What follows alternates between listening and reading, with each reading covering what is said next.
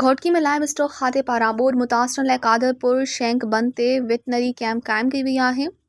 District officer live stock ज़िले Ghotki doctor Madan Lal media सां ॻाल्हाईंदे चयो त सूबाई वज़ीर लाइव स्टॉक अब्दुल बारी खान पिताफ़ी सेक्रेटरी लाइव स्टॉक जी हिदायतुनि ते कादरपुर शैंक बंद नीमन लांढी जे मक़ाम ते वेटनरी कैंप लगाई वई आहे, जंहिंमें हिन वक़्त ताईं 3000 चौपाए माल जी वैक्सीन कई वई आहे, जॾहिं त ज़िले घोटकी जे समूरनि तालुक़नि में वेटनरी कैंपूं क़ाइमु कई वियूं आहिनि, जिते जानवरनि खे वैक्सीन कई पई वञे।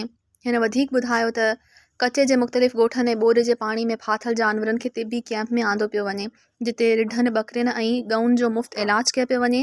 हिन जो त कचे जा मुख़्तलिफ़ ॻोठ रईस नूर मोहम्मद चाचड़, माणक चाचड़, अब्दुल गनी चाचड़ ऐं भरपासे वारा इलाइक़ा ॿोॾि सबबि सख़्तु मुतासिर थिया आहिनि। असांजूं टीमूं लाइव स्टॉक खे बचाइण लाइ क़दम खणी रहियूं आहिनि। उन मौक़े ते सिंध जे वॾे वज़ीर जो ख़ासि मुआविन ऐं रेन एमरजेंसी बाबति फोकल पर्सन सरदारज़ादा मीर बंगल ख़ान महर कादरपुर शैंक बंद पहुतो, ॿोरी बरसाति जी हंगामी सूरत हाल जो जाइज़ो वरितो ऐं लाइव स्टॉक पारां जानवरनि लाइ क़ाइमु कयल वेटनरी कैंप जो दौरो कयो।